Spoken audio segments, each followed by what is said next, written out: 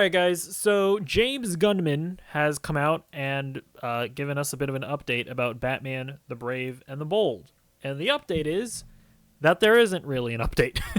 But it is still significant in its own way. So let's get into it. So, give me one moment, actually. Sorry, I had to reformat the thing so that you could read the article along with me. Okay. So James Gunn was being interviewed by Collider. And he was asked, I guess, about Brave and the Bold. And so he started talking about the script writing process, which is actually very promising. He says, there's no timeline, there's no set timeline for anything. The one thing that I've tried to make clear to people from the beginning, in the way that I hope we're different, is that everything in DC is going to be based on the writers. Until we have a screenplay that I'm totally happy with, that movie is not going to get made, no matter what it is. So we have been really fortunate with some screenplays. You know, Supergirl came in and just, wow. Anna Nogueira did such an amazing job. The Lanterns pilot came in, and now the whole Lantern series came in, and it's like, wow, that's wonderful. Wonderful work. And there's a couple of other things that people don't know about, a couple of movies and TV shows that are greenlit or near greenlit, but it's going to be based always on that, on the story. Because at the end of the day, if we're happy with the story that we're telling, that's what matters most. And once The Brave and the Bold gets to that point, then we'll make the movie. It is still so unbelievably, unimaginably astounding that most of Hollywood doesn't work like this. Or when I say most of Hollywood, I mean specifically like large franchise shared universes, you know, like MCU and Star Wars. Like, what? This is just like so obvious that this should be how it just works. But no, we have MCU movies where the script isn't finished, and, Kevin Feige is like, we have to start filming anyways. The script isn't finished, and they're, like, already doing VFX for, like, the third act of the movie. And then, this has all been reported, right? Where, like, the script isn't done, and they're filming the movie, they're doing VFX for it, and then they'll finally, like, finalize the script, and they'll finalize the third act, and they realized, this movie, or like this finale that we kind of thought we were going to do is actually completely different. So now we have to do a whole bunch of reshoots. We have to call in the VFX workers because, to redo the VFX because it's all completely different. And then you end up with movies like Ant-Man and the Wasp: Quantumania and The Marvels, which look awful, have scenes with like bizarre performances that are like obviously reshot and just don't even feel like movies anymore. Like they just feel like clips of video footage that's like stitched together in Adobe Premiere, and it just, none of it flows right. None of it feels genuine. You don't feel the touch of an artist on any of it. It just feels like actual corporate slop. All because the Bob Chapek, the CEO of Disney, has like a had like a mandate on Marvel where it's like you have to release this many TV shows and this many movies every year. So they, like, to be fair, didn't really even have a choice. That's how they had to start making their movies once Disney Plus launched, their movies and their Disney Plus shows. So it's just like, but like it's just so crazy that James Gunn, like, right off the bat is just like, so I have this like revolutionary idea. We're going to write scripts, and then once the script is done, then we'll make the movie. Wow, dude, that's crazy. Who would have thunk that would be the way to go? What a genius. What masterful work, James Gunn. And like Star Wars, I feel like is the same thing. I mean, like, how many times are they going to announce movies before the fucking thing is written. How many times are they gonna like go to Star Wars Celebration and bring out directors like Patty Jenkins being like, "Hey guys, Patty Jenkins is making a Rogue Squadron," and then she gets further into like the script writing process, and then they realize that there's creative differences, and then they're like, actually that's not happening anymore. Sorry. Hey guys, Taika Waititi is making a movie," and then like they make a big announcement, and then nothing comes of it. They did it with the Game of Thrones creators. I mean, obviously, like the mess that is Star Wars is historic. I mean, honestly, I think the most baffling one examples of one of these is Blade. The fact that like they announced Mahershala Ali is Blade, and then the movie just gets delayed and delayed and delayed and delayed and delayed and delayed and delayed. I want to say that announcement happened in like 2019. We're in 2024. But the most baffling part about the Blade situation is that they were actually like 2 weeks out from filming.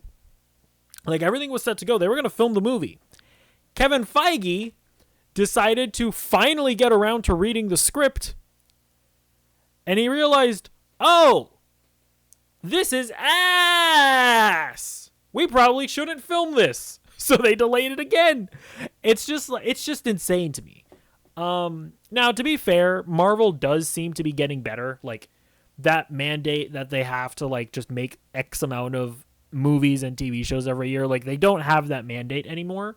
So we'll see, right? I'll give them a pass on like some of the upcoming projects that are like relics of the old era. So if Brave New World ends up being bad, I'll give them a pass on that. I'll probably lend the same leniency over to Thunderbolts, but you know, when it comes to an Ironheart, I think that was also like a relic of the old era. But like when it comes to like Daredevil Born Again, like that's a show that they basically reshot and remade. I expect that to be great. Obviously, like the Avengers movies, Spider-Man 4, but yeah, we'll see what happens with Marvel. But I mean, listen, I know the bar is low when it comes to modern day blockbuster filmmaking, but this is just a promising perspective from James Gunn that I can't help but feel optimistic about. Now, there's also this extra tidbit from this Collider article that I find interesting. It's a little weird though. Let me read this here. It says, however, we do know when Bruce Wayne will be making his first appearance in Gunn's reimagined DC universe. Gunn confirmed that Batman will appear in The Brave and the Bold, a film exploring the relationship between Bruce Wayne and his son, Damian Wayne, the fifth Robin. So what's weird about this here is that they say that we will know when he will be making his first appearance, but then it says that Gunn confirmed that Batman will appear in Brave and the Bold.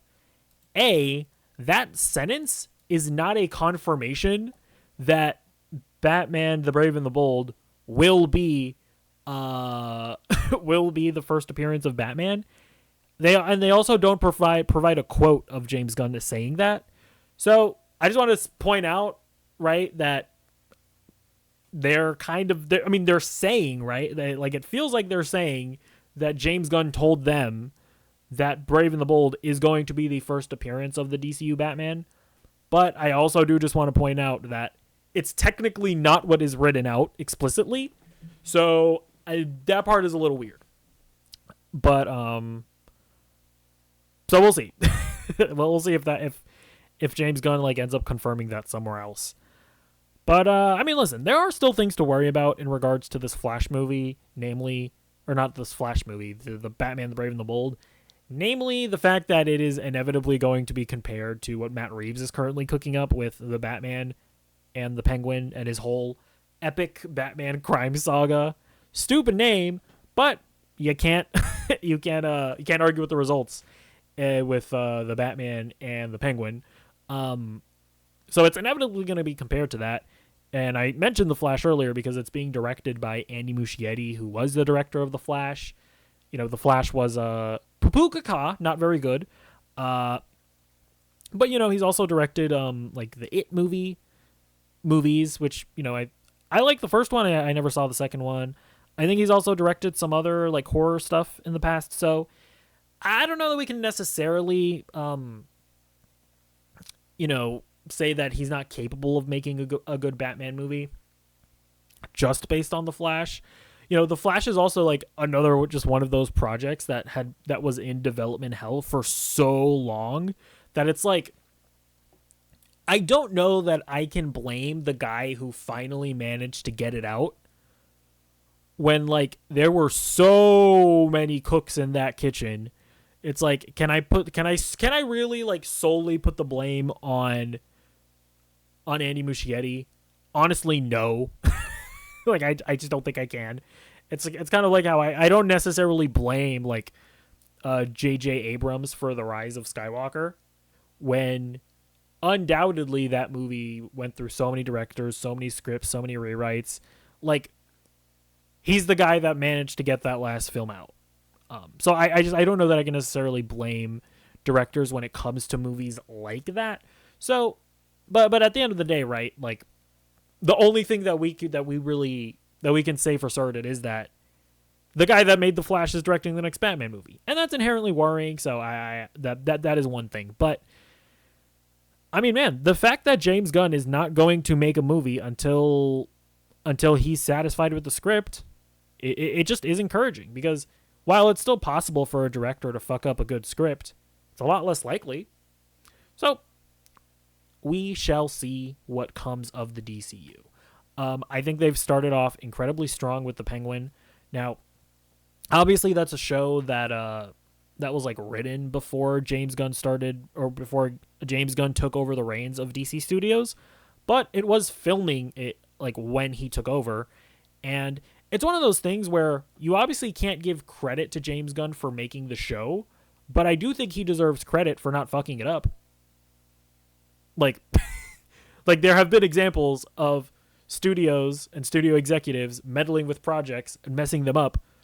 So like, he does deserve credit for not messing up the Penguin and knowing to just let Matt Reeves and the showrunner of the show, I think it's Lauren LaFranc or something her name is, for him knowing to just let them cook, right? That is a part of being a studio executive. So I think he's doing a good job so far. We're obviously going to see with Creature Commandos coming out in a couple of weeks to see what James Gunn really has to offer us. And then obviously Superman. But so far so good in my opinion. Let me know what you think in the comments down below, and I'll see you in the next video. Goodbye!